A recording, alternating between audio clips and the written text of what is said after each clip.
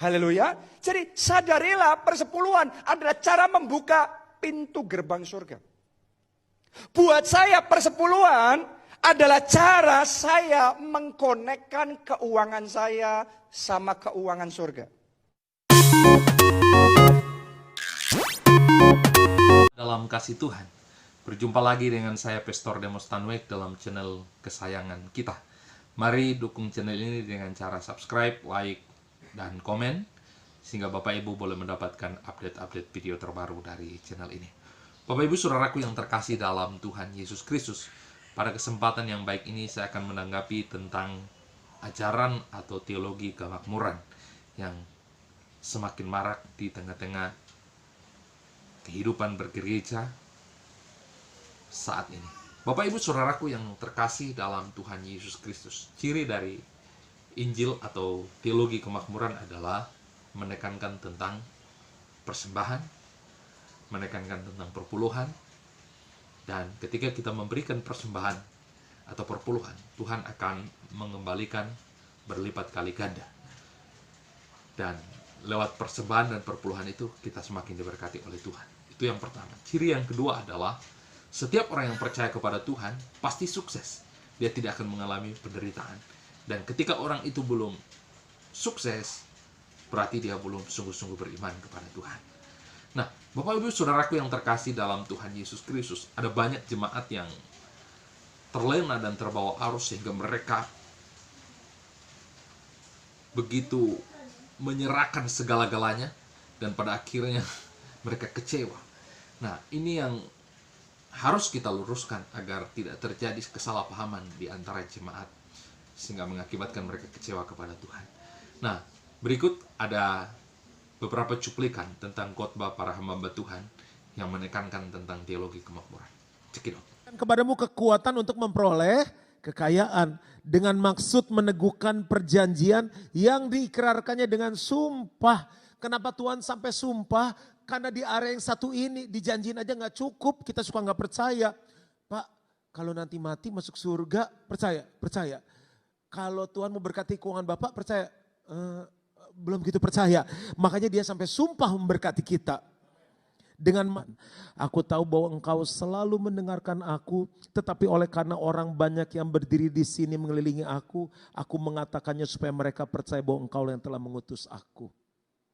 Kalau Bapak Ibu gak berbuat secara keuangan, terus kita bilang gini, bro, ayo ke BMC ikut Yesus. Emang kenapa ngajak-ngajak ke BMC? Supaya miskin kayak aku. Ada orang yang mau ikut gak? Gak mau. Di mana-mana orang lebih seneng foto di pohon yang buahnya banyak. Ya kan ibu-ibu, begitu bunganya banyak, Papa cepetan Pak foto. Gitu. Coba kalau pohonnya kurus kering ini, Pak cepetan pohonnya kurus udah mau mati, cepetan foto. Gak ada orang yang tertarik. Tuhan mau keuangan kita berbuah supaya orang percaya Yesus itu. Bicara tentang pemuritan sepanjang tahun ini, Yesus nggak hanya muridkan murid-muridnya untuk nginjil, doain orang sakit, tapi dia banyak mengajar tentang keuangan. Salah satu contoh. Haleluya. Jadi sadarilah persepuluhan adalah cara membuka pintu gerbang surga. Buat saya persepuluhan adalah cara saya mengkonekkan keuangan saya sama keuangan surga. Saya mau ngomong, yang Tuhan mau lakukan di dalam keuangan saudara tahun ini, Tuhan akan bawa banyak dari saudara di tempat ini. Anda sekarang masih biasa-biasa, tapi saya melihat dalam hati saya akan cukup banyak orang di tempat ini. Tuhan bawa keuangan saudara masuk ke level grade. Tuhan bawa. Ingat kisah saya beberapa waktu yang lalu, saudaraku. Seorang jemaat kita di kota Jogja. Bagaimana Tuhan memberkati dengan sebuah rumah. Orangnya bahkan tidak pernah ketemu sebelumnya. Hanya papasan, duduk, ngobrol, makan. Di Jalan Malioboro. 2 minggu kemudian sertifikat diberikan, saudara. Bukan hanya sertifikat diberikan, saudara. Bahkan biaya balik nama. Orang yang ngasih justru yang menanggungnya. Semua nilai yang begitu besar, giant-giant, saudaraku. Sampai bukan hanya 100% tercapai targetnya, 200%, Pak. Masuk akalnya di mana? Doesn't make sense. Gak ada yang masuk akal. If you can believe, you will get it. Jenis iman seperti apa yang kau miliki akan menentukan jenis hidup seperti apa yang kau miliki. Pertanyaan saya sekarang ini, saudaraku. Karena tadi saya katakan, almost everything, saudara asal bisa percaya, jadi. Ini karena situasi. Nah, Bapak Ibu Saudaraku yang terkasih dalam Tuhan Yesus Kristus. Luar biasa ya khotbah ini. Sungguh berani dan menurut saya ini sesuatu pengajaran yang menyesatkan.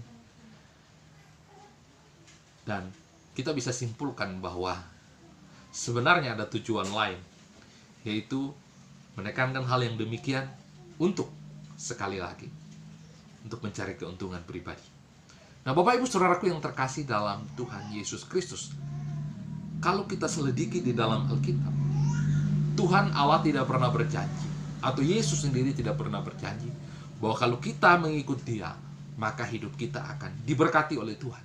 Hidup kita akan semakin kaya, hidup kita sehat, hidup kita tidak ada masalah, dan hidup kita baik-baik saja. Nah, Bapak Ibu, ada satu ayat yang saya akan sampaikan bagi kita. Di dalam Lukas 9 ayat 23 sampai 25. Di situ dikatakan, katanya kepada mereka semua, setiap orang yang mau mengikut aku, ia harus menyangkal dirinya, memikul salibnya setiap hari dan mengikut aku. Karena barang siapa mau menyelamatkan nyawanya, ia akan kehilangan nyawanya. Tetapi barang siapa kehilangan nyawanya karena aku, ia akan menyelamatkannya. Apa gunanya seorang memperoleh seluruh dunia, tapi ia membinasakan atau merugikan dirinya sendiri. Artinya Bapak Ibu, Tuhan mau katakan kepada kita bahwa kalau kita mau mengikut Tuhan, maka kita harus memikul salib. Salib adalah lambang penderitaan. Di dalam kita mengikut Tuhan, kita harus bersedia menghadapi tantangan, bersedia masuk di dalam penderitaan karena kita mengikut Tuhan. Karena iman kita kepada Tuhan. Bukan kita mengikut Tuhan supaya kita mendapatkan berkat, supaya kita memperoleh hal-hal yang lain. Maka konsep kekristenan, kita datang kepada Tuhan bukan mencari berkat, tetapi betul-betul datang kepada pribadi Tuhan, menyembah dan memuliakan Dia. Nah, saya mau berikan satu analogi. Apakah memang betul orang yang percaya kepada Tuhan atau yang hidupnya sungguh-sungguh mengenal Tuhan pasti diberkati oleh Tuhan? Adakah orang di luar Tuhan Yesus atau orang yang tidak percaya kepada Tuhan lebih kaya daripada orang yang percaya? Banyak. Orang yang tidak percaya, bahkan ateis sekalipun, punya perusahaan yang besar dan uangnya berkelimpahan. Tetapi ada juga orang Kristen, orang yang percaya kepada Tuhan, sungguh-sungguh percaya kepada Tuhan, tapi hidupnya biasa-biasa saja. Artinya, iman atau keselamatan di dalam Tuhan tidak tergantung pada materi atau keuangan. Ini berdasarkan hati. Ya, iman kita berdasarkan hati kita, hidup kita yang berkenan kepada Tuhan, bukan kekayaan. Nah, Bapak Ibu Saudaraku yang terkasih dalam Tuhan Yesus Kristus, kita harus berhati-hati dengan ajaran yang demikian, sehingga kita tidak diperdaya, kita tidak diperalat bagi orang-orang tertentu untuk memperkaya diri mereka sendiri.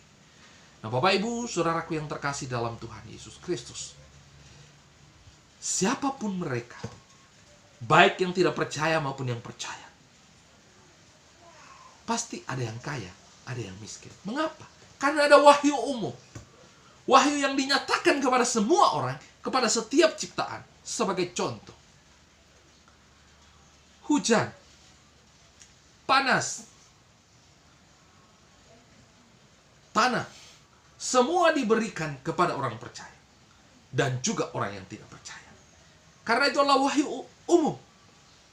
Tidak mungkin ketika Tuhan menurunkan hujan, hanya memberikan hujan itu kepada orang percaya. Semua orang pasti menerima itu. Karena apa? Itulah wahyu umum yang diberikan kepada setiap umat manusia. Dan orang yang bekerja dengan sungguh-sungguh pasti akan mendapatkan hasil.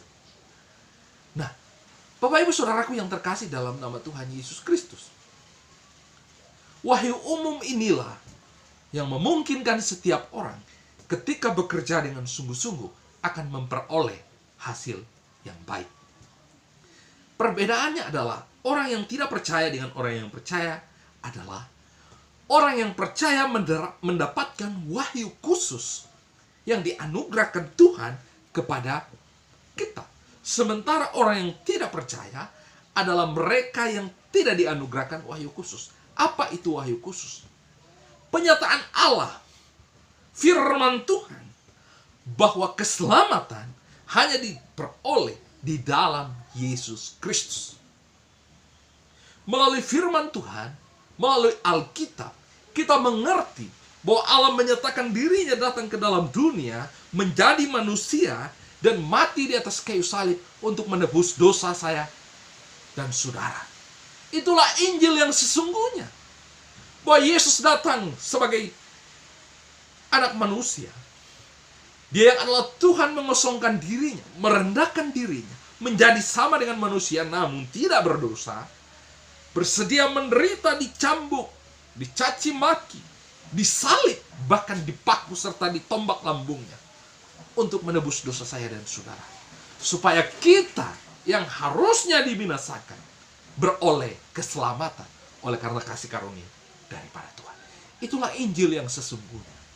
Bukan tentang ketika kita memberikan persembahan, ketika kita memberikan perpuluhan, maka hidup kita akan diberkati oleh Tuhan. Hidup kita akan selamat, hidup kita akan sukses. Bukan itu. Injil yang sesungguhnya adalah ketika kita percaya kepada Tuhan melalui penyataannya yang khusus, melalui kuasa Roh Kudus, kita mengerti bahwa Yesus datang ke dalam dunia. Dia adalah Sang pribadi, Allah Tritunggal yang kedua. Sang firman itu mengosongkan dirinya, menjadi sama dengan manusia, menyelamatkan saya dan saudara, sehingga kita tidak binasa dan beroleh hidup yang kekal. Bapak Ibu saudara yang terkasih di dalam nama Tuhan Yesus Kristus, oleh karena itu, di akhir penyampaian firman Tuhan pada hari ini, saya mau katakan, berhati-hatilah dengan modus-modus memperkaya diri di dalam gereja yang mengatasnamakan Tuhan, mengatasnamakan pelayanan, tetapi sesungguhnya memperkaya diri. Tuhan Yesus memberkati kita. Shalom.